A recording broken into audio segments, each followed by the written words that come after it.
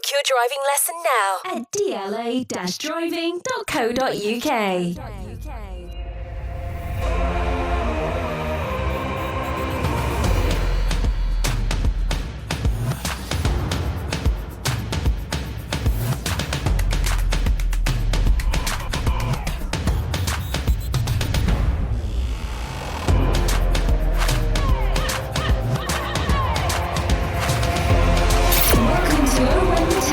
Sponsored by DLA Driving School. Hello and welcome to Owen the Town. It's finally happened, our first ever Premier League game. Unfortunately, the trip to MX and it ended in defeat and disappointment, I have to say. But we're going to chat about the trip to Brighton. Alan Shearer thinks we were bad and naive. Gary Lineker thinks our penalty should have been overturned by VAR. And after years of waiting, how poor was our debut on the Match of the Day credits? I was livid when I saw him. I'll get the thoughts of Bataro and Steve on all these points in a minute. We've got a player focus this week. It's our new goalkeeper, Kaminski, and we'll have your 3-word reviews and much, much more. And boys, what a weekend. How was it for you guys? Disappointing, I think, but, you know, we'll get onto it. But, you know, that isn't one that we'd have earmarked for 3 points. Of course. To be fair, like you say, it's all new to us. They're a good side, so... I have to say, the Amex being where it is in the middle of nowhere was a bit of a trip, especially when the trains buggered up in the evening. Once you actually got in the stadium, it was quite nice, actually. Padded seats were lovely. Bars open. Banging on about that all day. Yeah, but you know what? Seats are lovely, aren't they? All Here's the padded. thing. They might have been padded, but only sat down on them at half time. Yeah. Give yourself a rest, right? The bars were good. The bar areas after were good because they stayed afterwards. But the rest of the travel home, I got home at 10 minutes past 12. Well, I got back from Bude well before that. Well, it makes me feel happy, Steve, that you had a nice trip. Yeah. Just talking about the Match of Day credits, I don't know if you've seen them. I'm getting a little bit arsey with it. But in previous seasons, badges are up there, blooming pictures of the players are up there. I think we got a knee slide and a stupid little picture. I don't even know, was Kenny on there? I think the Kenny might have been on there. Yeah, towards the end. It just looked like a reluctance that they had to throw in a couple of things. And then tiny badges. Oh, come on, BBC. What were you doing? I've waited a millennium for that almost. It's ridiculous. Yeah. We'll talk about the game in more detail shortly. But let's look at your 3-word reviews. Andy said, take the positives. Callum, not season defining. Still early days from Kelly. Beaten but proud is another one. Liam, enjoy the ride. No panic needed from Dan. And Sandy says, Kaminski, Kabore, Morris. Simon, good effort overall. Ben, petty mistake, costly. I think we'll talk about that more in a bit. And JP, we will improve. Any of those take your fancy, fellas? I think a little bit of all of them, to be honest with you.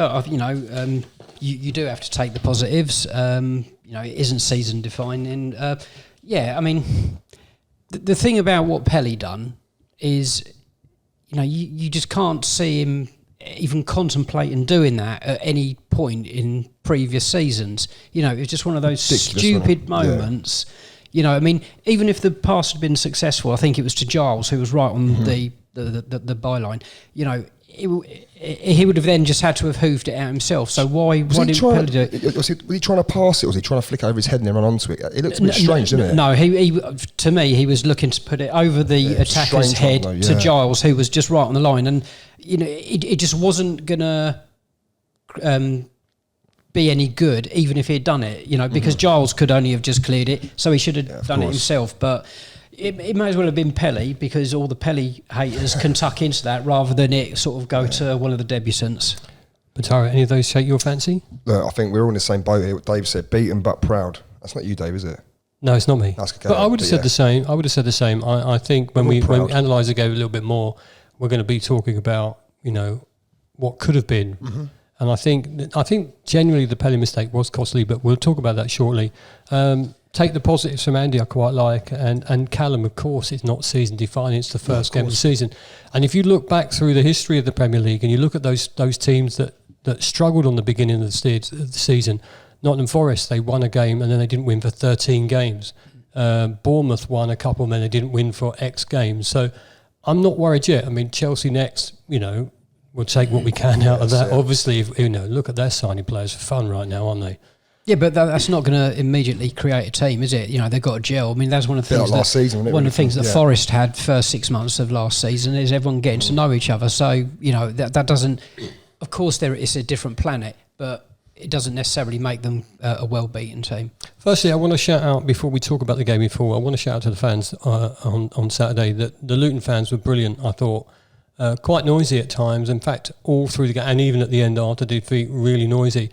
And sitting there and standing there and listening, I hardly heard the Brighton fans at all. To be It's fair, like you're saying there, weird. obviously, Dave, about the atmosphere, from Luton. Obviously, unfortunately, I didn't get to go, but yeah, what I was watching the highlights and obviously bits and bobs on Twitter and whatever else, the atmosphere from Luton, from minute sort of 1 to 90 to the game finished, it was atmosphere. People were still almost having a party.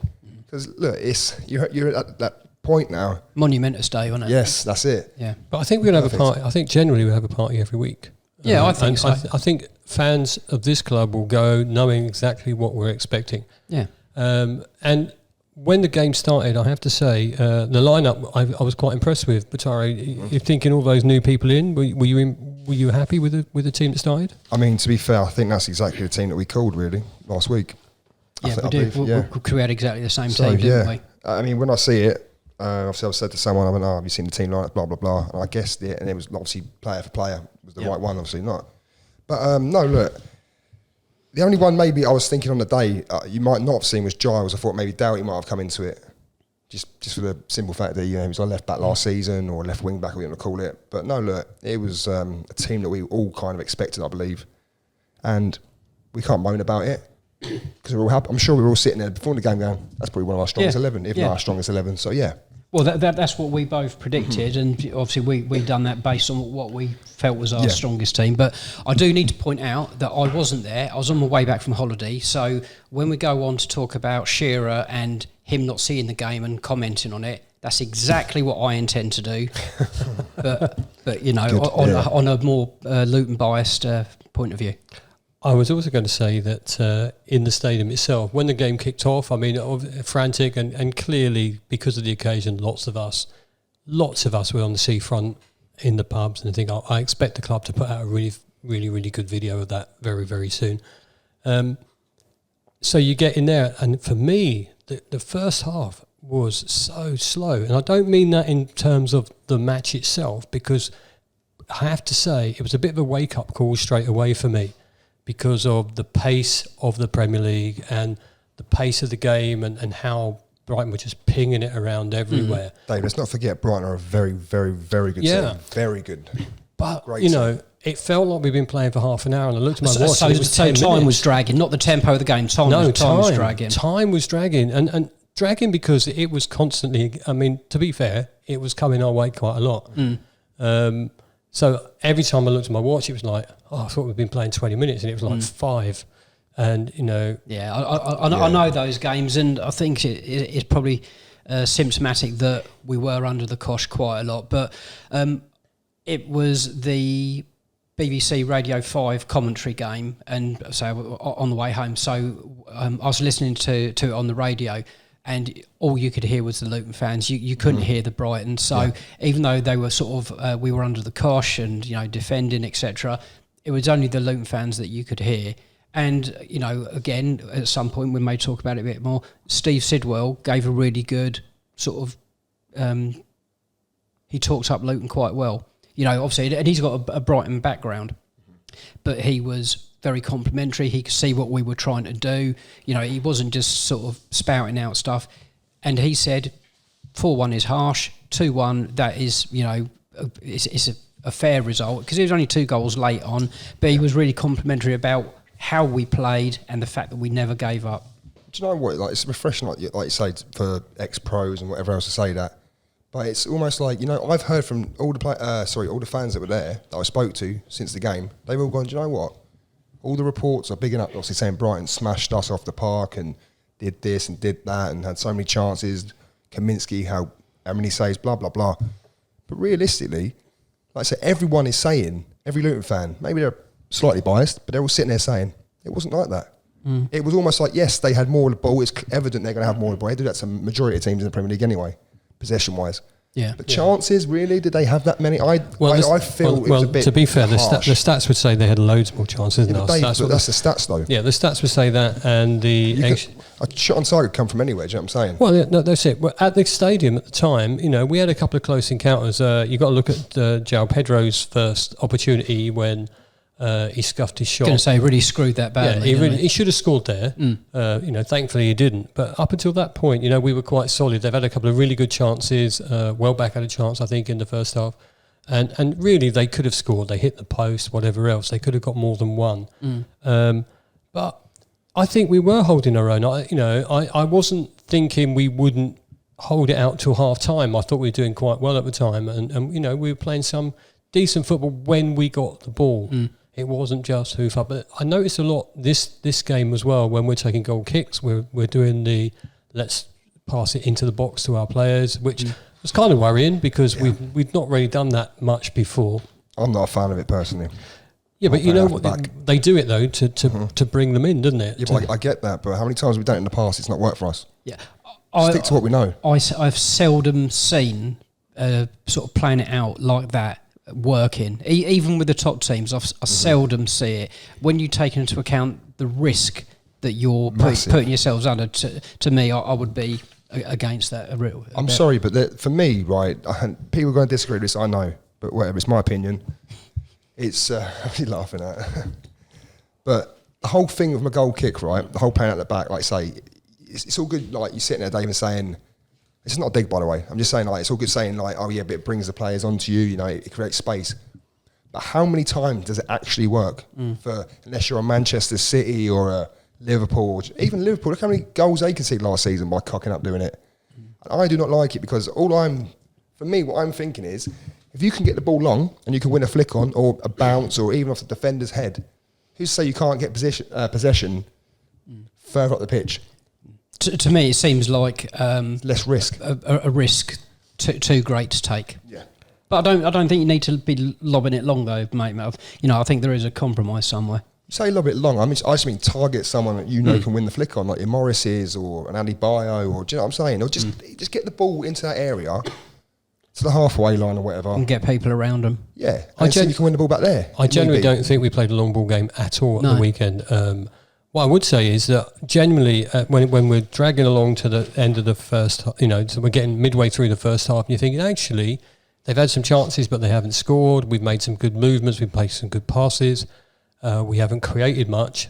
Were they just really patient, though? They weren't panicking, Brighton. Were they just really patient, thinking... Well, Brighton were patient, and they obviously felt that they were much better than us. And genuinely, there were some of their possessions you just think, oh my God, we really need to get this ball back now because if it carries on, we're going to get absolutely stuffed. They're a conference team anyway. Well, and I thought I also said, if this carries on, I'm so glad it wasn't Manchester City for the first game. Let's get this one out of the way.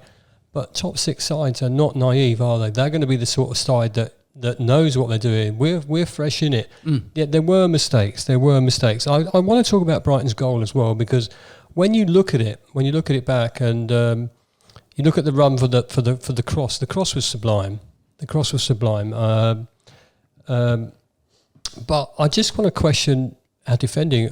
Was it Bell at the back in the middle? Yeah. I think he just went a little bit. I don't know if it was late or early. He needed to be a couple of inches higher. He heads that ball out. I'll be honest. When I saw it was obviously Solly March that scored the header.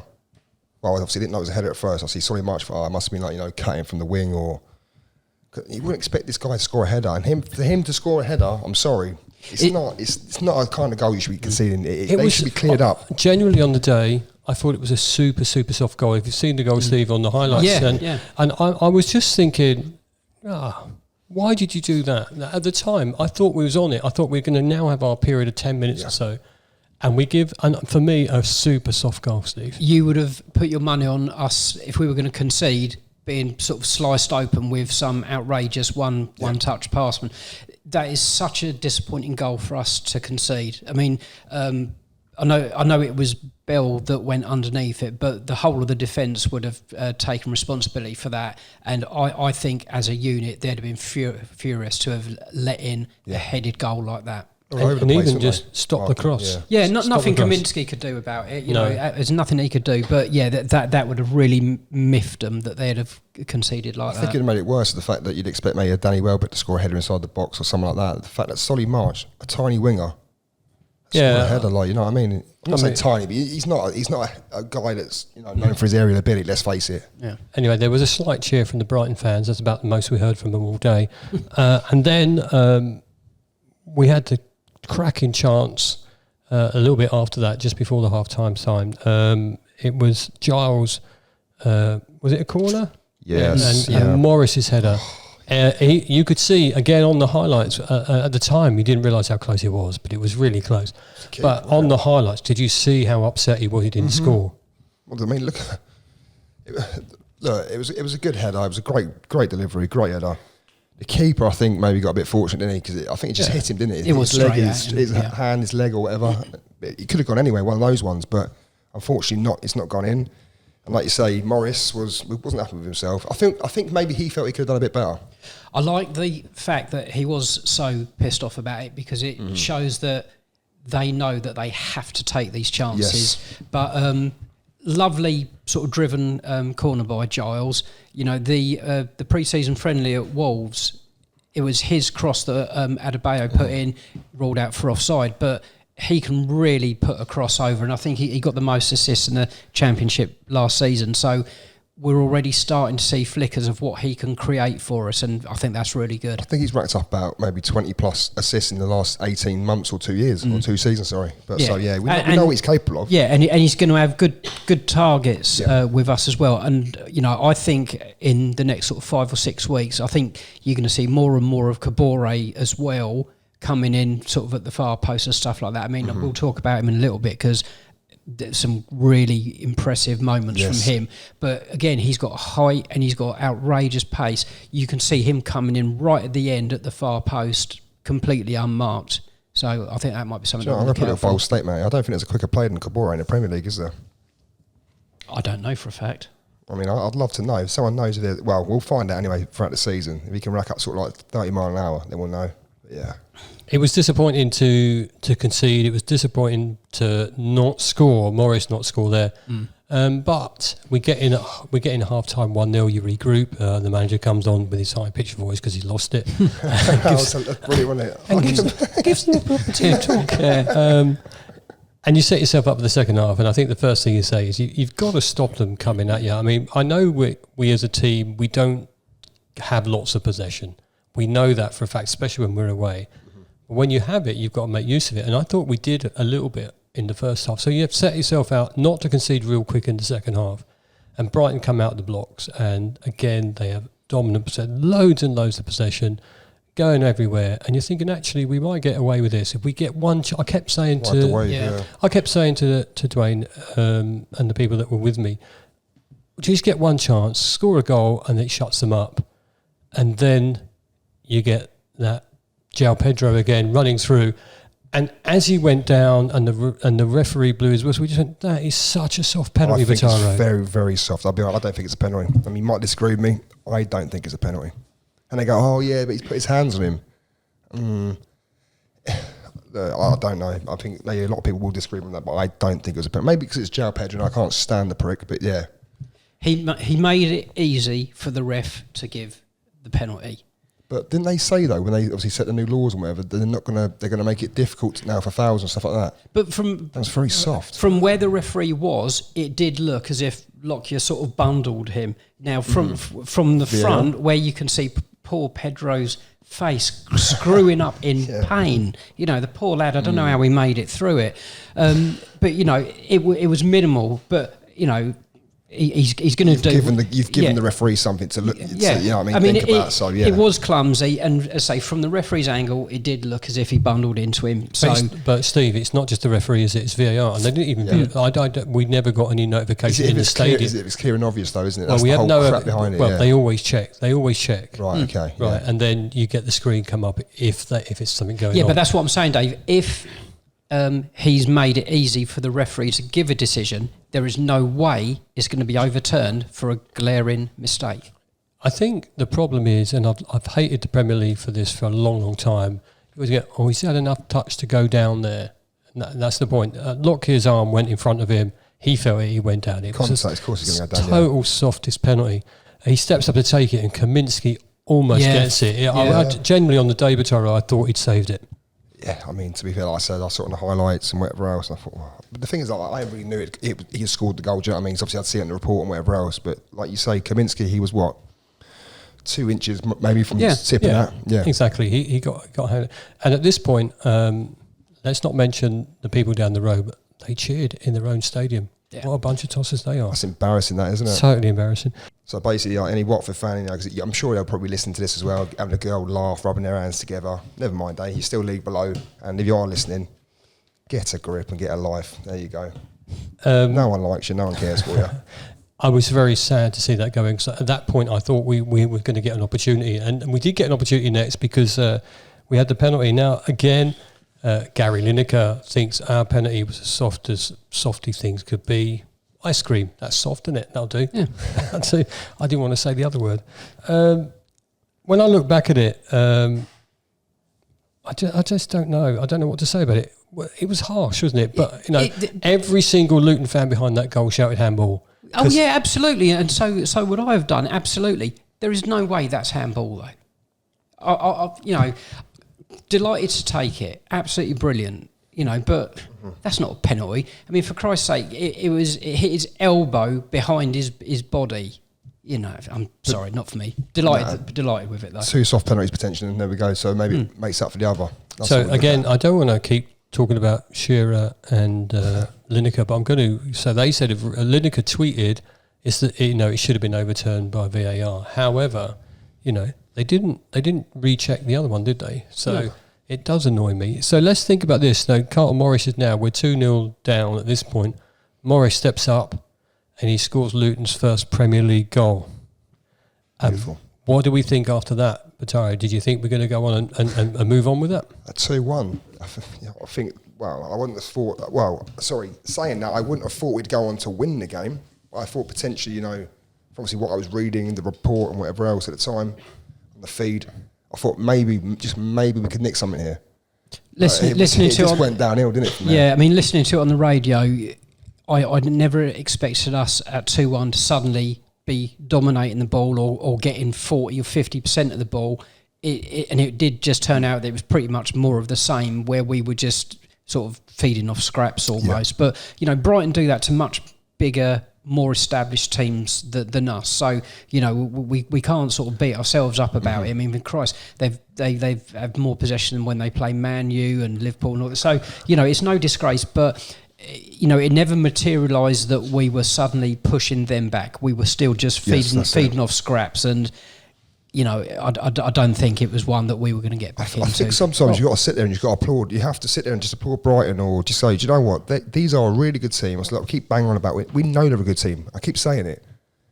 But like you say, they did this to teams last season, like Man United. They knocked 4 past them, I think, the last 4 or 5 games at the end of the season, this year, sorry. They beat, I think, West Ham 5-1.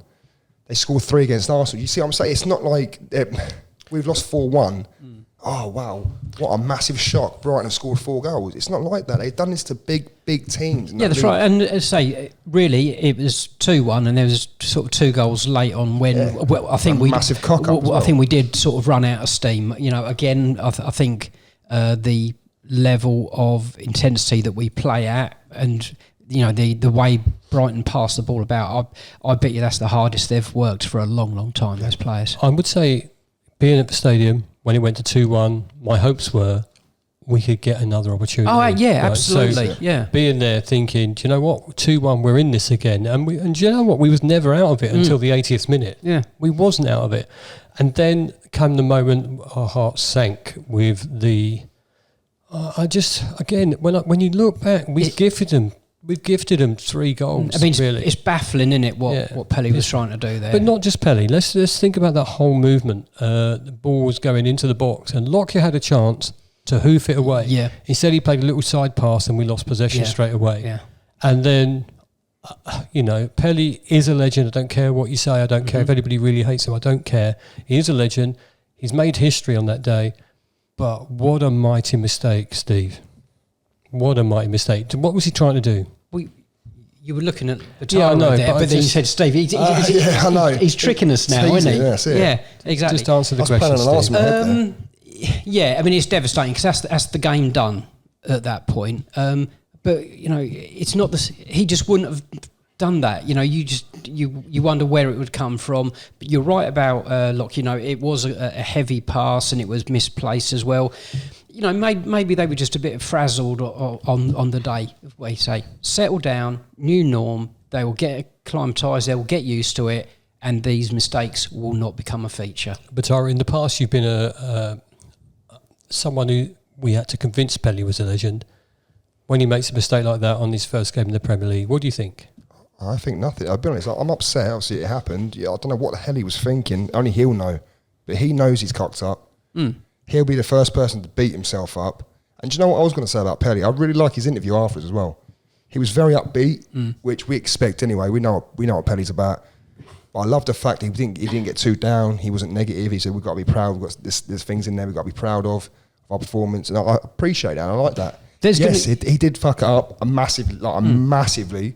But look, he's not the only person that will do that this season or has done it. You know what I'm saying? Yeah, there's going to be more days like Saturday throughout the season. So if we beat ourselves up whenever it happens, then it's just going to make it more difficult. So, you know, we've got to go in with a slightly blasé, relaxed attitude. If it happens, it happens. Move on. All I would say is, sorry, Dave, I know you want to speak. All I would say is, obviously, the whole thing of obviously Pelly being a legend. Yes, he is a legend. I can safely say that. I have been saying it now for a while, and I can't argue with it.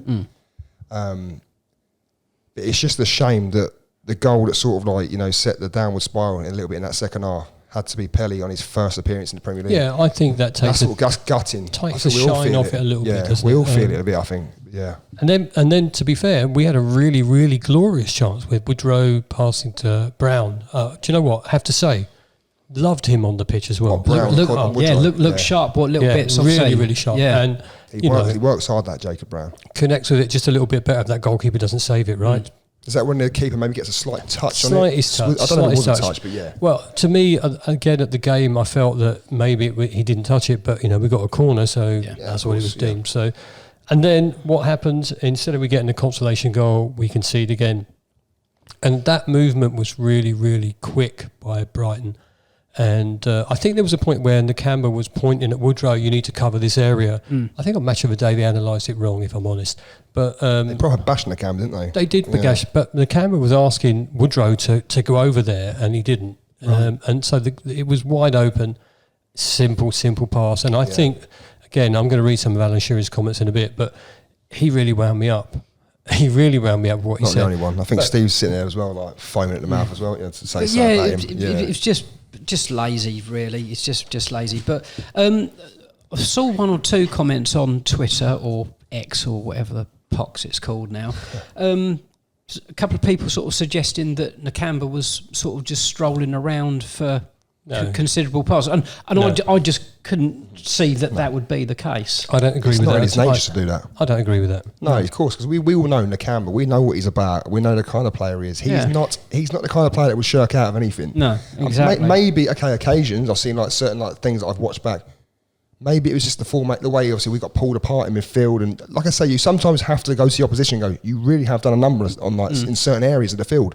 I think that was part. I think there was like a couple of times in the in the first half and the second half when Nakamba, like, he was rotating one way, going the other way, trying to look where someone else was going. There was two men around him every time. Yeah, because I think that happens quite a lot in the Premiership. Teams overload the midfield, and it just makes it difficult. We'll learn. Of course. Just a couple of match things that producer Jacob has told us, that obviously Carlton Morris has scored Luton's first top flight goal since Julian James in 1992.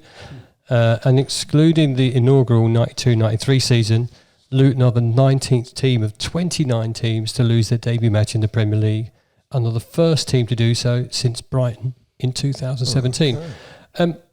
Before we talk about, because we're sort of really going to run on here at this moment. We've talked quite a long time, but when I look at, before we talk about Alan Shearer's comments, Sky Sports said Luton managed 36 entries into Brighton's final third and 22 touches in their box.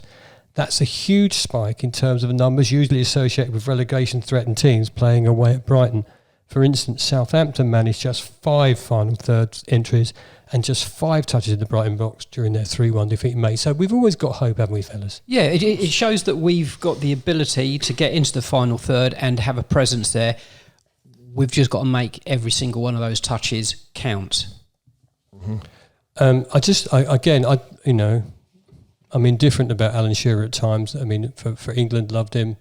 Match of the day, never listened to him, always mute them. But he said on Match of the Day, there was no fault in their effort, but they were so naive.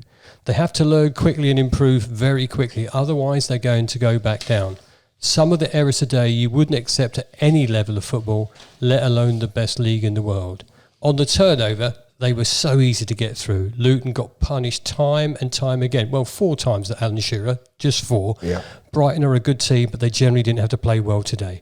What do you think of that, Well, Tara? to be fair, Dave, what I'm going to say is I think you really should answer this because you were the guy that was there. You saw the whole 90, so this is on you now. This is your thoughts and comments.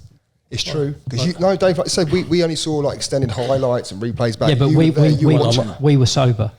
Well, I'm just going to... Oh, yeah, maybe that's shot. Yeah, Well, pass it just back, think yeah. about those comments. Were Luton naive? Would you expect Luton to be naive? No, Tara? I wouldn't have thought it was naive. Maybe I think, look, I always keep going back to it. I keep saying the same thing, and I genuinely, this is what I cannot get out of my head. You have to just appreciate the level you're playing at sometimes. I wouldn't say naivety. No, I wouldn't say it was naive. I'd say it's maybe you didn't come to terms with certain things quick enough, and they come back to bite you sometimes. Naive would suggest that you weren't aware Yeah. of what the opposition were going to do. They're capable of, You yeah, know, of course. and there's no way that it was naive. Maybe we were inferior in quality as to how we deal with that. Yeah. Just got to say, Dave has just poured himself a drink, and it's just the worst poured drink I've ever seen. Is there a flake to put in there? You've got to watch this. There's no point in doing this on audio. You've got to watch Steve, this. can I just say, you're on microphone 2. Look You're at done. that. Look at that, everyone. That is absolutely shocking, that isn't it? Anyway, so in relation to what you said, I thought some of our defending was scrappy at times. There was a couple of times where I thought... Bit panicky. Well, I think there's a couple of times where I thought Mads could have done better. I think there's a couple of times where, well, clearly Lockyer made a couple of errors, but, it's a step up for us, a big step up. And my thought on the day was, wow, really, as much as we sort of diss the Premier League when we was in the Championship, when you step up, you really do notice a difference. And I just felt we was a bit slow getting going. Naive is not the right word. I think that's very detrimental to the staff at Luton Town and the boys that do all the research. I think naive is not the question. I think he said also on Match of the Day something like he wouldn't expect that even at schoolboy level. Yeah, and I think that's detrimental. I don't even know. That's Alan Shearer, isn't it? They just pick out. He's just dramatising. I don't know how much they watch. I don't know how much him and Gary Lineker watch. They've probably got 10 screens up and they're probably watching the big games. They probably just get told to watch probably 20 minutes of highlights, don't they, I guess? Because let's face it, they record at whatever time in the evening. The games finish at 5:30ish. Yeah, but they can't watch every game. But Tara, they do watch them all day. They sit in the studio and they watch they've got all the screens up. But I think the disappointing for me... Dave, you can't watch 10 games at a time. What he tried to do was almost an execution of us without even commenting on anything we did well. And I think when you look at it that way, I was asked by... I'm on Football's 12th Man podcast for the Premier League. So, there's quite a few of us on there. And I was asked, was the scoreline a real reflection of the game? And I went, no, not really. 80 minutes we was in it. 80 minutes we was in it. And, the last 10, we mucked up. But people will just look at stats. They'll go, oh, look at that statistic. Look at this one. Look at that one. Oh, do you know they what? definitely got battered. That's what everyone looks at, and we know they do. Okay, so but if Brighton had 100 chances and scored once and we had 1 chance and scored once, I'll be happy with that. Of course you're happy. Yeah. We asked you what are your thoughts. We asked you guys what's your thoughts on Alan Shearer's comments on Match of the Day. Lodgy said he was right about the chances created and the errors. Just thought they could have made more about us holding our own for large parts. Staying in the game for 85 minutes, especially against a top 6 team. Tim says he was probably a little bit harsh, but overall didn't disagree too much. Would have been nice if he'd mentioned a positive or two though, which there were, and we just said that. Yeah, this is it. Andrew says, probably written a few days in advance. The script was always going to be naive and need to adjust quickly or else. Adam, as much as it seems lazy, as he'll only have seen the highlights and not seen the 2-1, we were certainly still in it. We do need to look at the analysis and see where we're at fault, which will help us learn and adapt going forward. Which I think we just touched on as well. Yeah, Jimmy, he didn't watch the game. Predictable and lazy with the comments. Matt says the basis of what he was saying was true, naivety in situations, but the tone was condescending and way over the top. Yeah. And Danny says he has a point, but if we stuck 6 at the back and only got 2 players forward, we get criticised for boring tactics. Fact is, we're likely to go down, so you don't do that attacking or defending. It was an extremely negative take, ignoring the fact that we were well in the game, and I think we were well in the game. Let's see how it goes forward with match of the day and everything else. I'm sure we're going to talk about it loads and loads going in the future. Yeah. We're running on a bit late here, but we're going to keep going because I want to talk about our new goalkeeper. Yeah, Kaminski.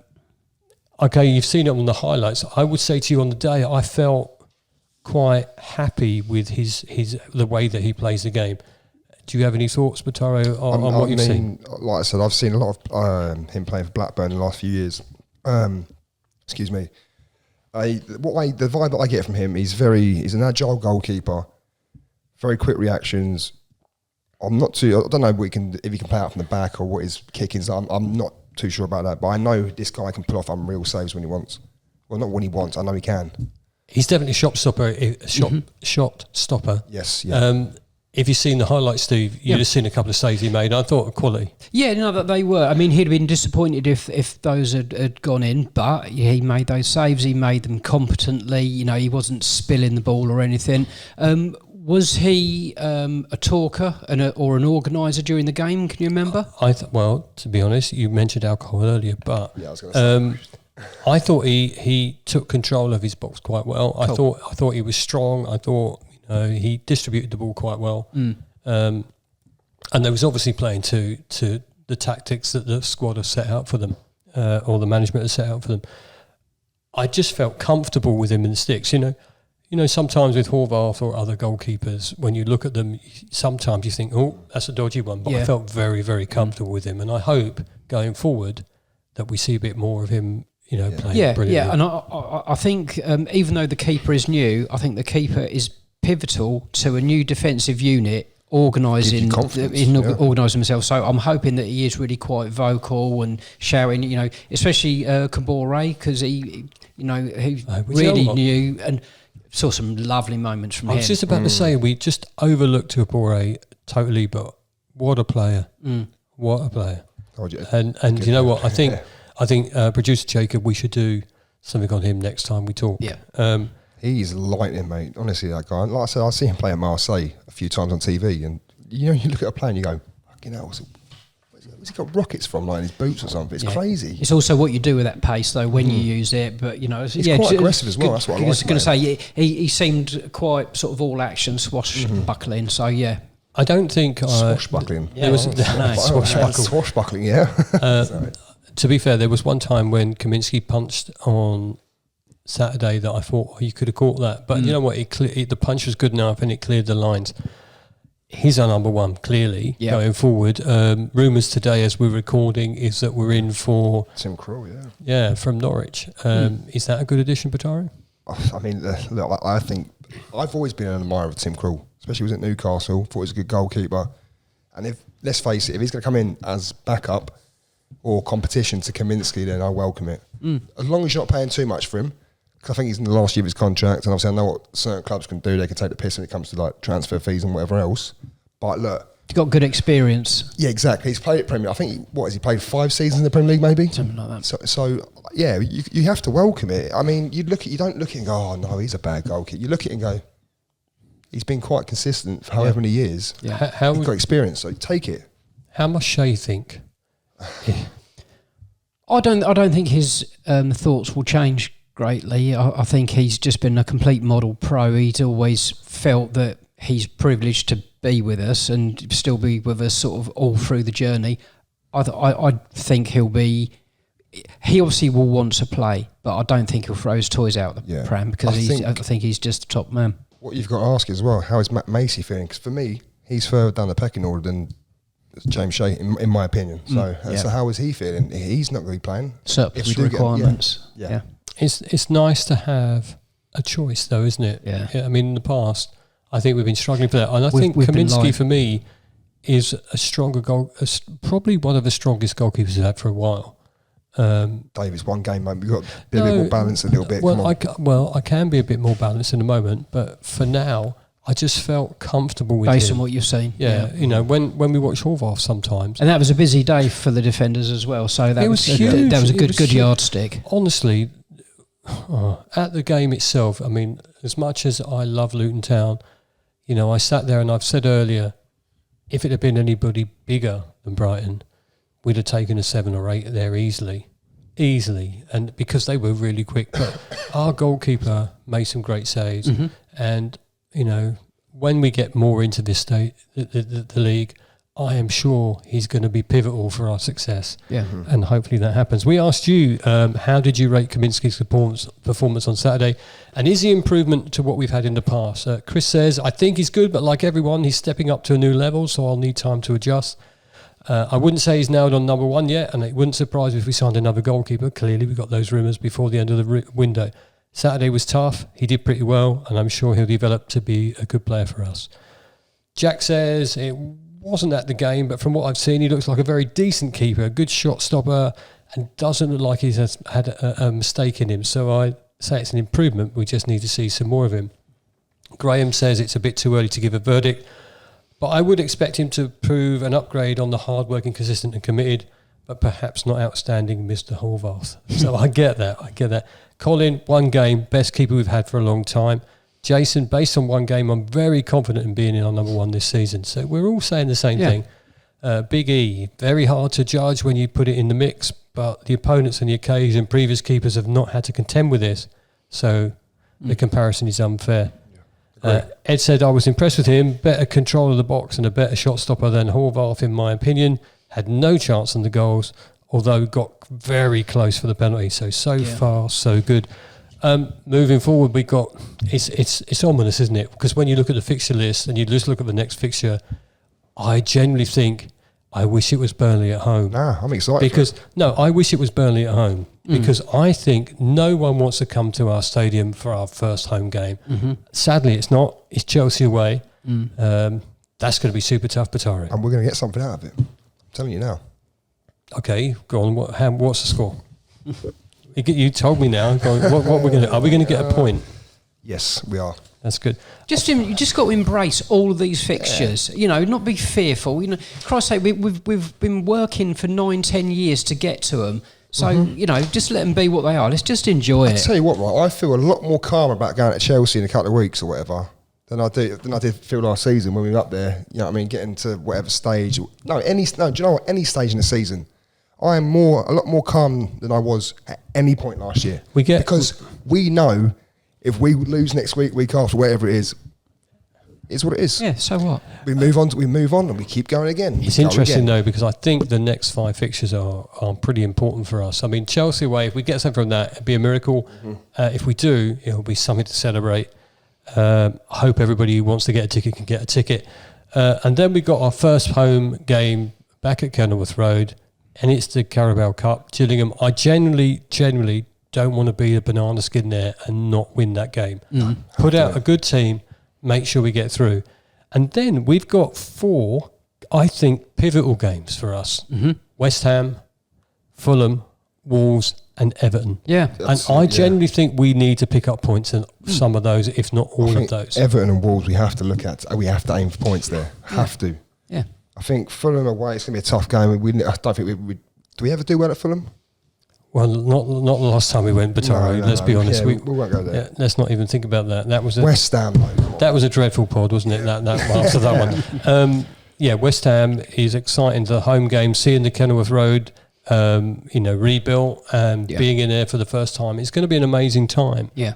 And do you know what? If you're not thinking of going to Gillingham, why aren't you going to Gillingham? You know, get in the stadium, see it, fill it up, and show them that we are a Premier League team and we want to win. We want to. You know what? We could even get through several more rounds on this one. So let's keep that going. Exactly. Before we finish tonight, because we've gone over time just a little, I do want to say to everybody who come up to me at the weekend and said hello and were really nice commenting about the podcast, and even you two as well.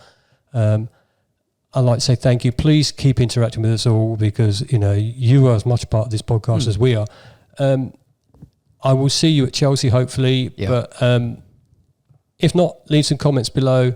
Keep up to date on social media. Boys, we'll be back in a week's time. I know we haven't got a game on Saturday, but we will get back again. We'll be talking about some more stuff, Luton. We'll see you soon. Thanks for listening. Thanks for watching, and have a good one. Up the town.